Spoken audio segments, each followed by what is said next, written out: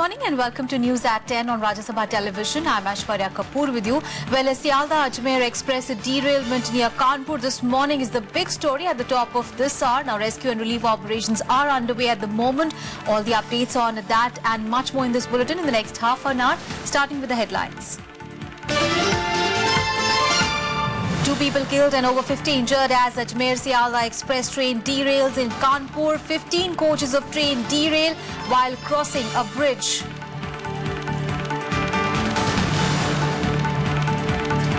Experts favour cut in income tax rate, stress on harmonising custom rate to boost economy. Suggestions during meeting with the Prime Minister at NITI Aayog.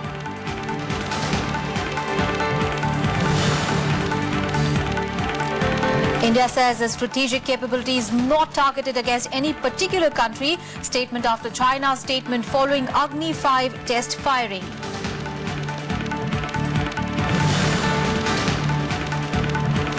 %50 reservation in all judicial services in Bihar. Cabinet gives nod. 35% quota reserved for women.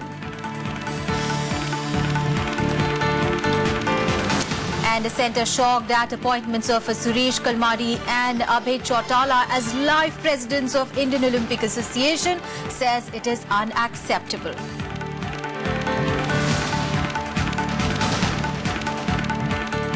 Well, our top story this morning is that now 2 people have been killed and over 50 injured after the Ajmer-Sealdah express train derailed in Kanpur in Uttar Pradesh this morning.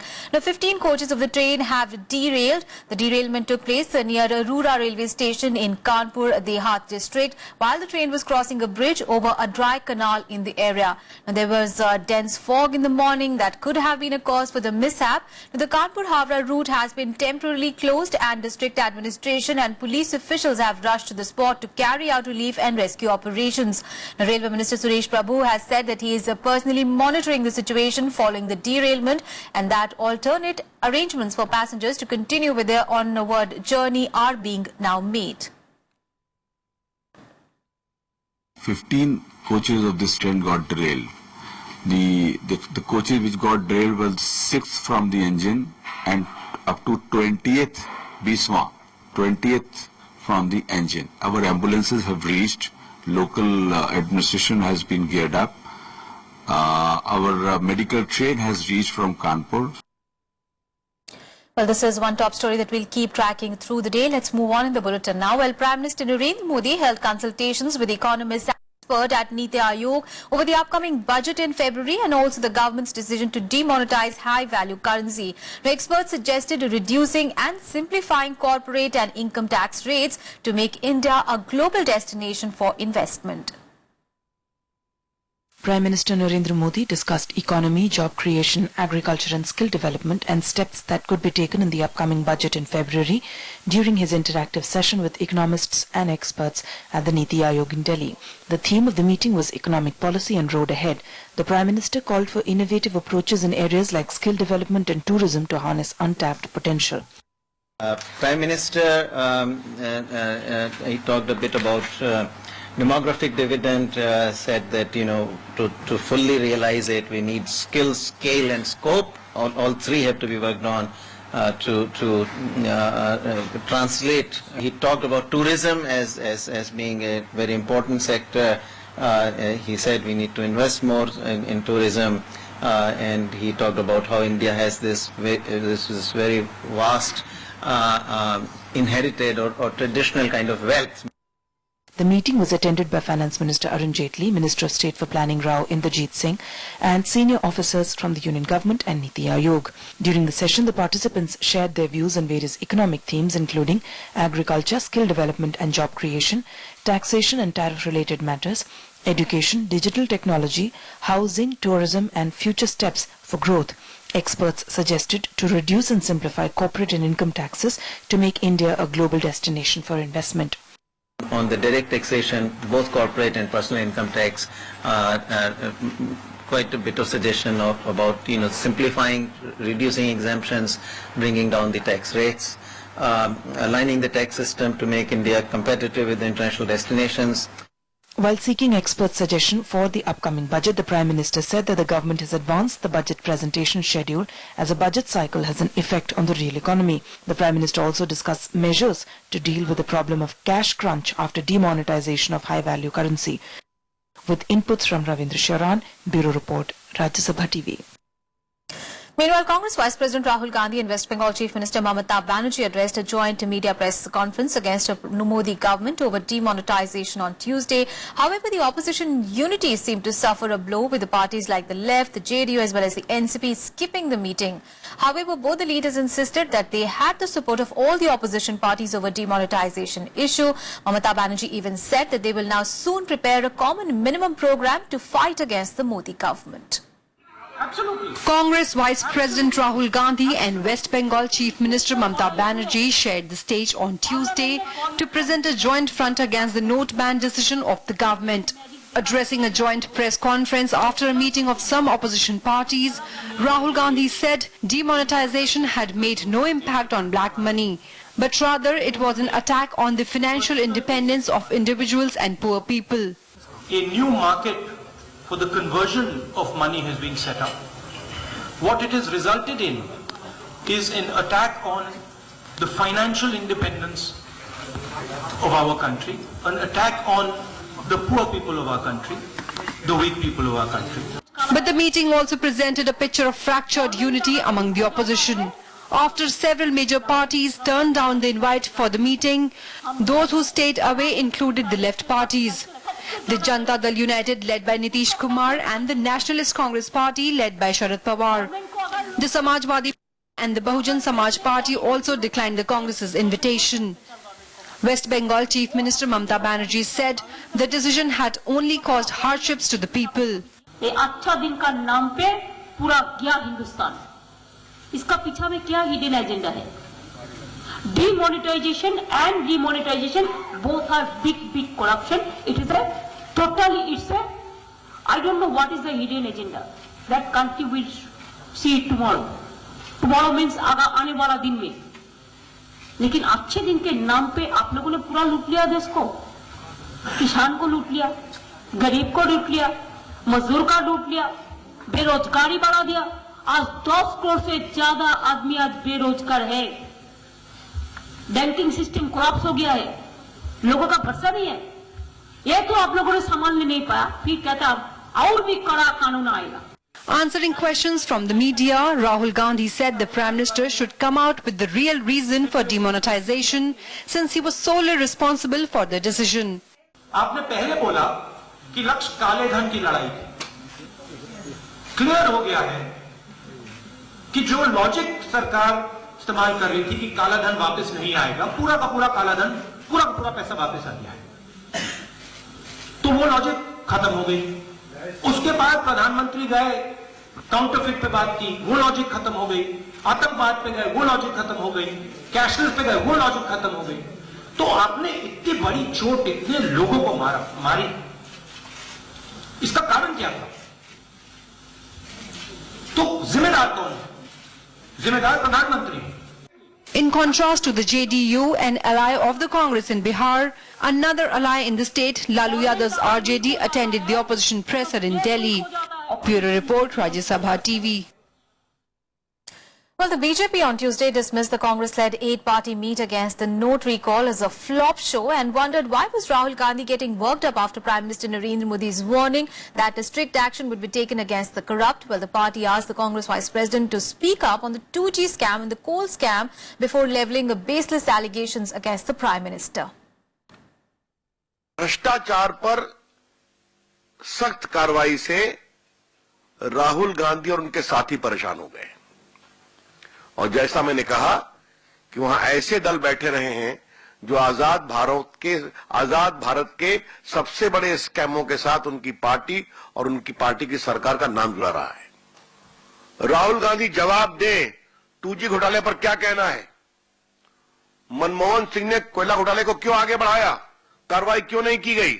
जवाब दें.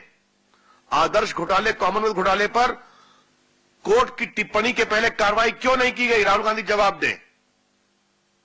अंतरिक्ष देवास के मामले में मेरी कुछ भूमिका रही है. इन सबों पर भाजपा के प्रवक्ता और मुख्य प्रवक्ता के रूप में आरोप लगाने में एक पर कार्रवाई नहीं की गई। और आज मैं कहता हूं, मैं जेपीसी का मेंबर था 2G घोटाले में, वहां पर कांग्रेस पार्टी के दबाव में जेपीसी की पूरी ईमानदार जांच को प्रभावित करने की कोशिश की गई। And Prime Minister Narendra Modi addressed his first Parivartan rally in Uttarakhand ahead of the assembly elections on Tuesday. Well, Modi told his audience that the demonetization drive was nothing but a clean-up drive. He also inaugurated the Char Dham highway project that he described as a tribute to those who lost their lives during Uttarakhand flash floods. Prime Minister Narendra Modi on Tuesday said demonetization had ended many problems afflicting the country, such as fake currency and terrorism. Addressing a Parivartan rally at the parade ground in Dehradun, he assured the crowds that soon India will see the end of corruption. Modi also blamed the opposition for criticizing the note ban scheme. चौकीदार का काम दिया है, अब मैं चौकीदारी कर रहा हूं तो कुछ लोग परेशान हैं, उनको तकलीफ हो रही है,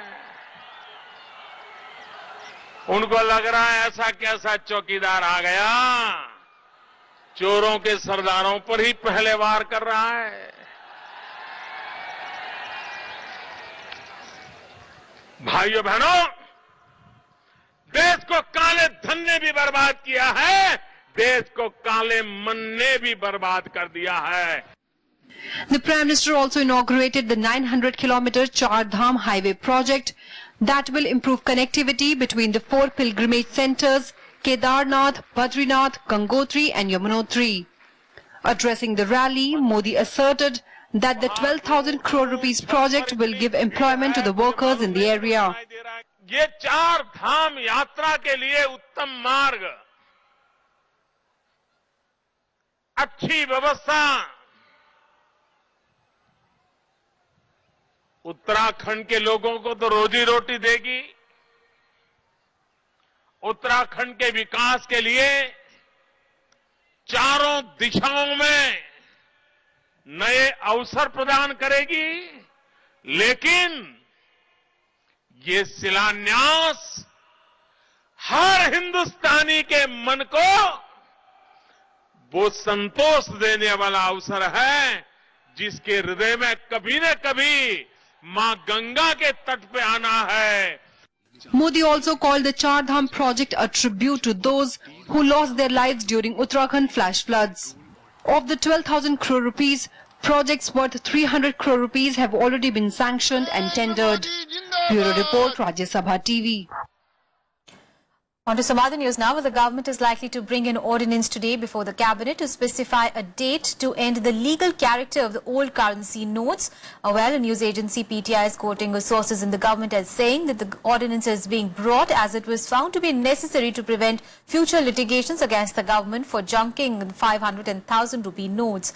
Well, seeking to prevent harassment and any ambiguity, the provisions would be added to ensure that a certain category of people can still deposit the old notes in RBI branches between the 31st of December and 31st of March next year.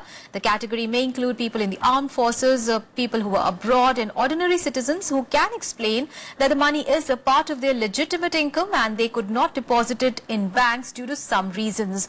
Well, the government is also mulling imposing penalty on people for possessing certain quantity of old notes after 30th of December. But there is still no confirmation on that. Meanwhile, the Chief Minister's Committee on Demonetization, headed by Andhra Pradesh Chief Minister N. Chandrababu Naidu, will meet in the national capital today. So far, Naidu has consulted all the stakeholders. He also addressed some committee members on 8th of December through video conferencing. Well, the panel was set up by the NITI Aayog on 26th of November. While Naidu was made the convener, Chief Ministers of Maharashtra, Madhya Pradesh, Sikkim and Puducherry were made the members of this committee. News from Tamil Nadu now. Well, Union Minister Venkaiah Naidu has said that there was no political interference involved in the sacking of Tamil Nadu Chief Secretary P. Ram Mohan Rao. Now, Naidu advised Rao to refrain from making irresponsible political statements and have faith in the Indian judicial system. Meanwhile, a newly appointed Chief Secretary Girija Vaidyanathan met with the Governor Vidyasagar Rao on Tuesday. after Rao claimed that he continued to hold the post of the State Chief Secretary, saying that no transfer order has been served on him. Now adding that the search warrant was in the name of his son, who doesn't live with him. Rao alleged that his life was in danger and that his home had been searched at gunpoint. Well, the former Tamil Nadu Chief Secretary also denied having links with the arrested sand mining baron and government contractor Sekhar Reddy. Remember, Rao was removed from the post of Chief Secretary following an income tax survey of his properties and those of his close associates, including his son. Now, income tax officials claimed that they had found nearly 30 lakh in cash and 5 kilograms of gold from the investigation. I advise, he is known to me also. I advise him not to get into unnecessary political thing and unnecessarily further complicate the issues.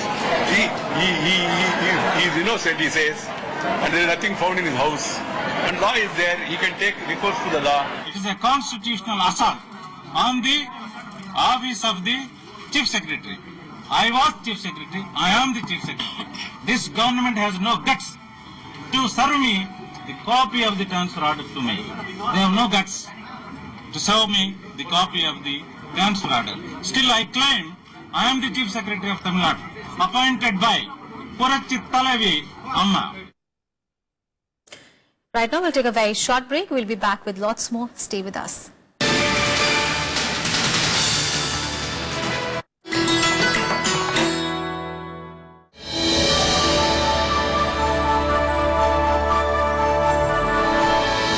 Renowned economist Amartya Sen needs no introduction. Recipient of the Nobel Prize for Economics in 1998, Sen has always shown a keen interest in the problems of the underprivileged. He has made immense contributions to the discipline of welfare economics and social choice theory, and his books have been translated into more than 30 languages. In 2010, Amartya Sen was listed among the world's 50 most influential people who matter.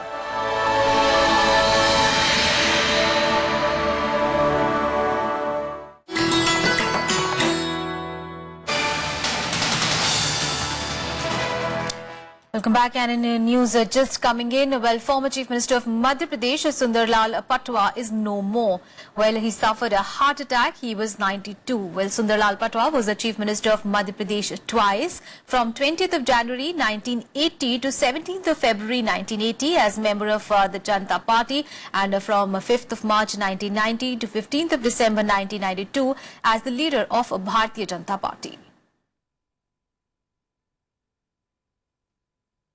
On to some other news now. And India has stated that its strategic capabilities are not targeted against any particular country. Now, the statement came in response to Chinese reaction to the test firing of Agni-V missile. The Ministry of External Affairs has said that India abides by all applicable international obligations and expects others to do the same.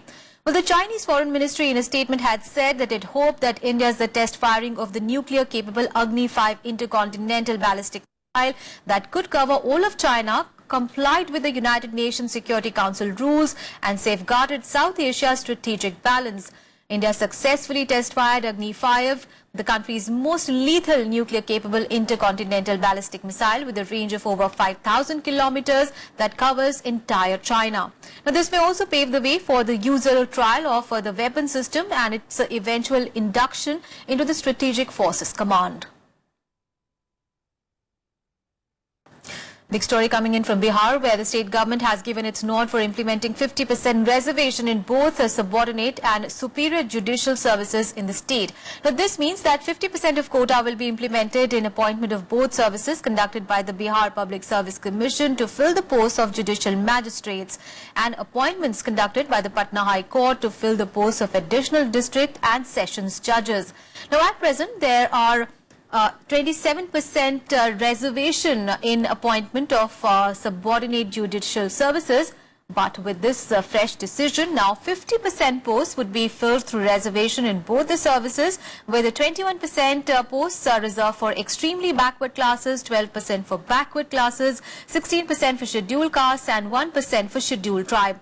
The cabinet also decided to implement horizontal reservation in both the services, where 35% of reservation would be given to women in each category. Beside 1% posts would be reserved for orthophysically differently abled persons. Well, the state cabinet also enhanced the payment of ex gratia from the current 5 lakh rupees to 11 lakh rupees to the next of kin of Sashastra Seema Bal security personnel belonging to Bihar for their sacrifice on war front or war-like situation. Well, the government has cancelled the Foreign Contribution Regulation Act licenses of around 20,000 NGOs after it found them violating the rules prescribed for receiving funds from abroad. Now, with this, only 13,000 NGOs in the country are now left with FCRA licenses. Now, the figures were placed before Home Minister Rajnath Singh during a review of the Foreign's division of the Home Ministry. Well, the formal scrutiny of the functioning of the registered NGOs reportedly began a year ago. Among the 13,000 NGOs having valid FCRA license, around 3,000 have submitted applications for renewal. 2,000 new applications were also received under the FCRA for the first time. Now, around 300 additional NGOs are currently under the prior permission category but not registered under the FCRA. However, FCRA licenses of around 16 NGOs were renewed by the Home Ministry under the automatic route. All the cases were reviewed thoroughly and 14 NGOs have been put under the prior permission category, while the papers of 2 NGOs are under examination. Meanwhile, several NGOs whose FCRA licenses now have been cancelled have moved courts against the decision. And the events that are scheduled to take place, so let's take a look in the day ahead. The Madras High Court will hear a plea seeking investigation into the death of late Tamil Nadu Chief Minister J. Jayalalitha. The petition was filed by an AIADMK cadre seeking a 3-member bench to investigate the death. Jayalalitha, remember, breathed her last at Apollo Hospitals on 5th of December after she was admitted there on 22nd of September following fever and dehydration.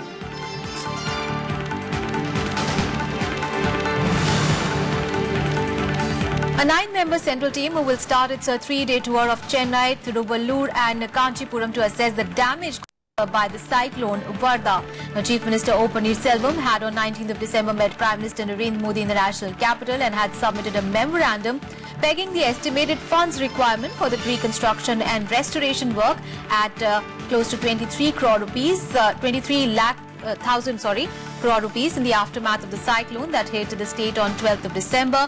He also sought an immediate assistance of 1,000 crore rupees. The Aam Aadmi Party will announce its candidate today to contest against Punjab Chief Minister Prakash Singh Badal from Lambi in the upcoming Punjab election. The party has so far announced candidates for 99 seats out of the total 117. It has tied up with the Benz brothers-led Lok Insaf Party, and according to the seat-sharing agreement, Lok Insaf Party will now contest in 5 constituencies. Let's now bring you some international news, where in a historic visit, Japanese Prime Minister Shinzo Abe and US President Barack Obama laid wreaths for the victims of Pearl Harbor at the USS Arizona Memorial built over the remains of the sunken battleship USS Arizona. The Japanese Prime Minister Shinzo Abe offered condolences to the people who were killed in the Japanese attack on 7th of December 1941. Abe's trip comes 75 years after Japan mounted a surprise attack on the naval base that thrust the United States into the Second World War. It follows Obama's journey to the city of Hiroshima last May, the site where the US dropped the world's first atom bomb at the end of the same war. 勇者たちの命に戦争の犠牲となった数知れぬ無辜の民の魂に永劫の A historic gesture that speaks to the power of reconciliation and the alliance between the American and Japanese peoples. A reminder that even the deepest wounds of war can give way to friendship and lasting peace. Let's get you some more international news in World Wrap. At least 28 Houthi insurgents and 12 Yemeni soldiers were killed on Tuesday in Yemen's southern province of Shabwa. According to military officials, fighting intensified when government forces attacked the restive Bihar district controlled by Iran-backed rebels. The 14 insurgents have also been captured in the attack. According to the United Nations, the Yemen conflict has killed over 7,000 people since the Saudi-led intervention in March 2015. Former Argentine President Cristina Fernandez was inducted in a corruption case involving public works by court in Buenos Aires. Fernandez was accused of illegally taking public fund meant for public works between May 2003 and December 2015. Well, this is the second time the former president has been charged with corruption. In May this year, Fernandez was indicted on charges of manipulating currency exchange, causing economic damage to the government. And Carrie Fisher, who rose to fame as the Princess Leia in the Star Wars films, has died. 60-year-old Fisher passed away on Tuesday after suffering from a cardiac arrest on Sunday from London to Los Angeles. On to some sports news now. Well, Sports Minister Vijay Goyal on Tuesday lashed out at the Indian Olympic Association for making Suresh Kalmadi and Abhay Chautala as live presidents of the sports body. Well, Goyal said that it was totally unacceptable as both of them were facing serious criminal and corruption charges. Now, Kalmadi and Chautala were made live presidents by IOA at its annual general meeting in Chennai. The sports minister said that he was shocked at the resolution passed by the IOA. He said that IOA was suspended by the International Olympic Committee when Chautala and Lalit Bhanot were elected office bearers, and the suspension was lifted only when the two were removed from the management. Remember, Kalmadi served as IOA president from 1996 to 2011 and was jailed for 10 months for his involvement in the 2010 Delhi Commonwealth Games corruption scandal, but later was released on bail. This is totally unacceptable to us, as both are facing serious corruption and criminal charges against them. More sporting action in Sports Beat. The Indian women's football team started a SAF Championship campaign in style as they thrashed Afghanistan by a 5-1 margin in the Group B opener on Tuesday. Kamala opened the floodgates in the third minute even before the spectators could settle down. At the stroke of the half-hour mark, Sasmita Malik converted a penalty to double the lead from the spot. India then netted the third goal 3 minutes later from a brilliant piece of individual skill from Kamala Devi. Gujarat batsman Samit Gohel on Tuesday created a world record by becoming the highest unbeaten scorer as an opener in a first-class match. Now, Gohel scored 359 not out against Odisha in the Ranji Trophy quarter-final match, bettering the 117-year-old record set by Surrey's Bobby Abel of 357 not out against Somerset at the Oval in 1899. And Hyderabad will host the opening ceremony of the Premier Badminton League Season 2 starting from 1st of January next year, while the final is scheduled to take place on 14th of January in Delhi. The event features 6 teams vying for the prize purse of 6 crore rupees and will see Hyderabad Hunters and Chennai Smashers kick off the season.